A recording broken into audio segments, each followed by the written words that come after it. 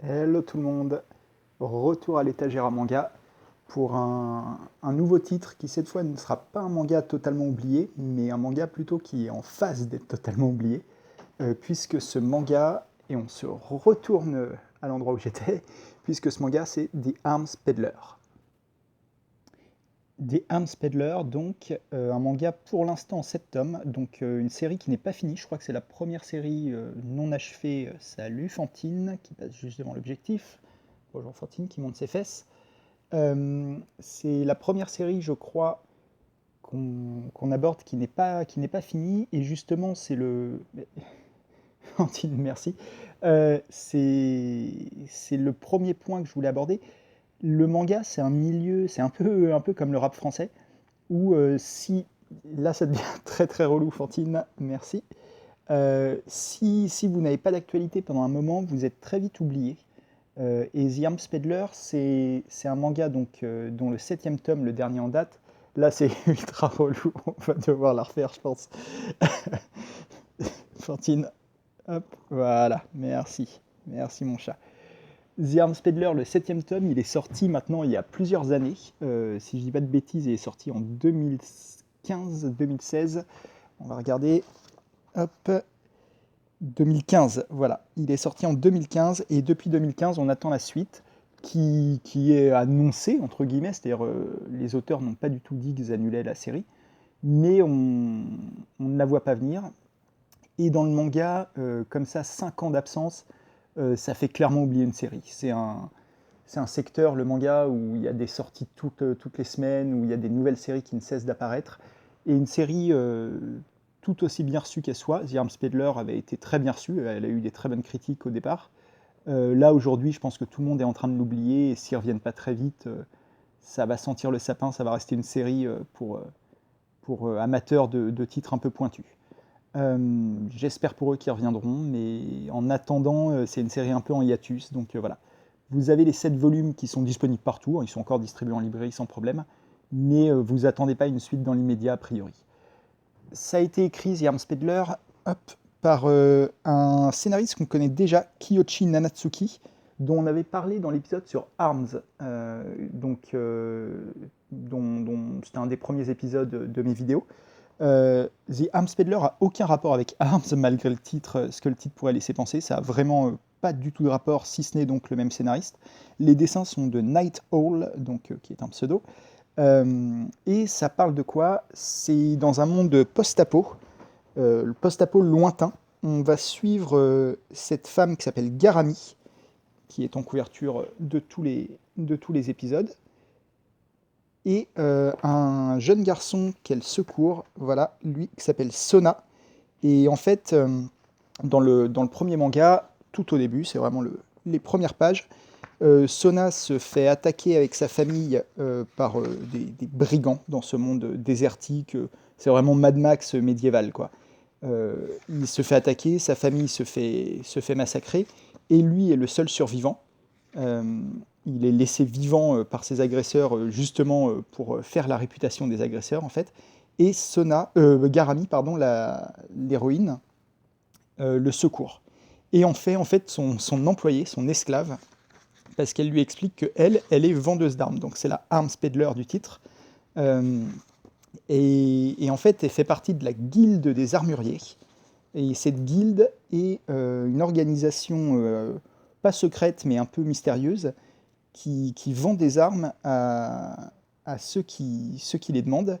Et ils décident un peu, c'est eux qui décident de s'ils vont réellement vendre les armes ou pas. Ils ont un peu le droit de vie ou de mort sur tout le monde. Et l'originalité de ces armes, j'essaye de vous trouver les pages depuis tout à l'heure, c'est qu'en fait ce sont des armes modernes, c'est-à-dire c'est des mitraillettes, des explosifs, euh, c'est des armes de notre monde à nous, qui n'ont a priori pas grand-chose à faire dans ce monde redevenu médiéval.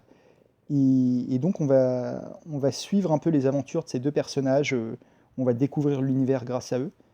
C'est un univers assez violent, très, très sans pitié. Garami, l'héroïne, est quelqu'un de très droit, très avec des principes, mais qui est vraiment froide, qui a pas, pas spécialement peur de tuer ou de laisser mourir des gens. Et, et le monde entier est un peu comme ça. Donc elle va quand même s'attacher petit à petit à, à Sona, l'adolescent. Elle va s'attacher à d'autres personnages en réalité. Vous voyez, là, bon là c'est un fusil de snipe, mais il y a plein d'armes modernes en fait qu'elle vend. Elle a une espèce de camion, voilà, c'est elle qui a vendu ça aussi. Elle a une espèce de camion rempli de mitraillettes, de flingues, de bombes. Et, et donc voilà, on va suivre les aventures de ces deux persos. Il n'y a pas vraiment de quête principale. À la rigueur, la quête, c'est pour Sona de venger sa famille. Et pour Garami, en fait, Garami, il y a une espèce de mystère. Elle se bat toujours avec une énorme épée dans le dos. Et cette épée qu'elle ne laisse personne toucher semble lui conférer des pouvoirs gigantesques, mais la mettre elle aussi dans un état un peu bizarre. Il y a des tatouages qui apparaissent sur sa peau. Et, et voilà. Il y a beaucoup de... Les monstres sont très Lovecraftiens. Il y a un gros travail sur le design des créatures dans ce monde post-apo où tout le monde a muté. On ne sait pas trop d'où viennent ces monstres. Personne ne se pose vraiment la question. Lui, c'est le chef de la guilde des armuriers. Et donc voilà, on va suivre ça. C'est plutôt une suite, pas de courts chapitres, mais d'aventures qui se suivent les unes les autres avec une évolution des persos. Mais voilà, comme je vous dis, il n'y a pas une quête principale vraiment tracée, en tout cas sur ces 7 premiers tomes. Peut-être que ce sera le cas plus tard. Et voilà, les dessins sont ultra dynamiques. Le design des persos est assez classe aussi. Le design des créatures est complètement ouf. Et voilà, j'aime beaucoup ce mélange d'armes modernes dans un monde où c'est plutôt médiéval. Il y a quelques pages couleurs dans certains volumes. Euh, et voilà, et en fait, c'est une série moi que j'aime énormément parce elle cumule deux de mes fétiches, si je puis dire, à savoir le monde post-apo lointain. C'est-à-dire, c'est pas le post-apo à la Akira, c'est plus un post-apo où les buildings sont recouverts de mousse, où les gens ont presque oublié le monde moderne qui a précédé l'apocalypse, et où ils ont créé une toute autre civilisation. En jeu vidéo, récemment, il y avait eu un jeu comme ça, c'était Horizon Zero Dawn, hein, qui était du post-apo très lointain. Qu'est-ce qu'il y a eu d'autre Arm Peddler. C'est une image qu'on voit assez régulièrement dans les mangas. Ce post-apo lointain, c'est dans la série Bastard, dont on avait déjà parlé un petit peu, qui est une très mauvaise série, critiquable sur bien des points, mais qui a ce côté post-apo lointain. C'est d'une certaine façon l'Attaque des Titans a un peu de ça aussi. Euh, c'est un peu un spoil sur l'Attaque des Titans que je suis en train de dire, mais il y a un peu de ça.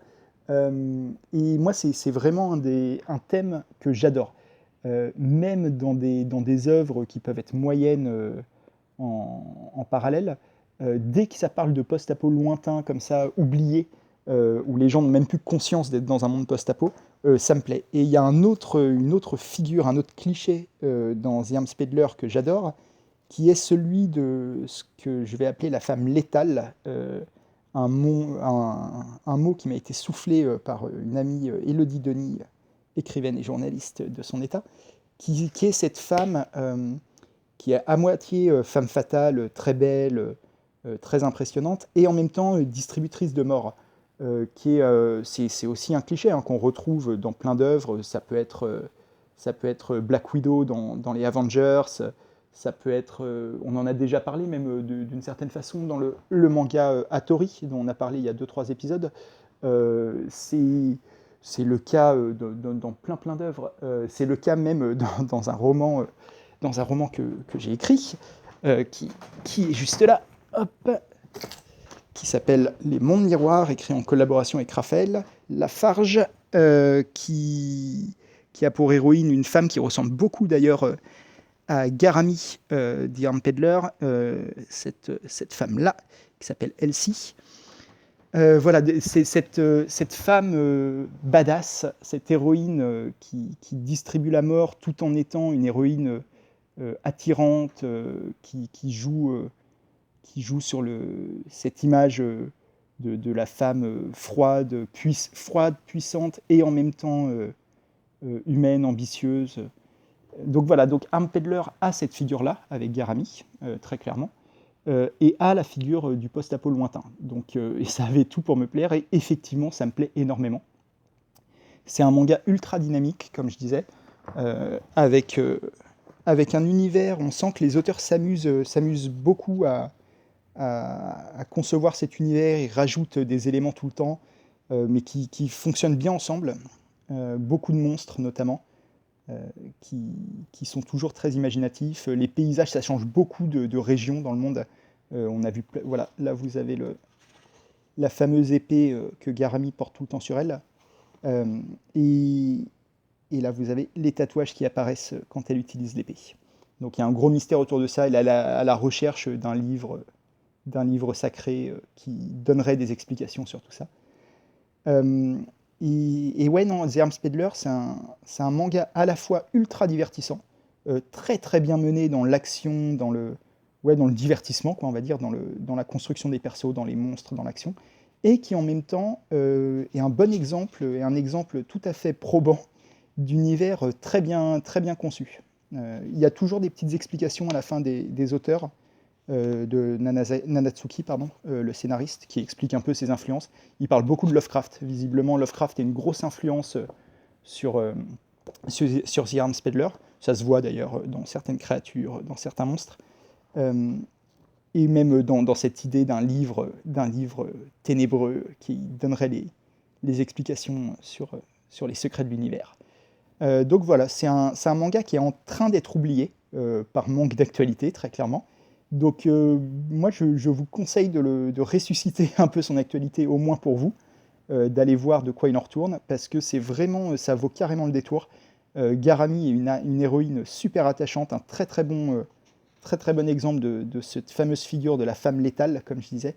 Là, elle est littéralement distributrice de mort, quoi, hein, avec toutes les armes cachées dans cette carriole.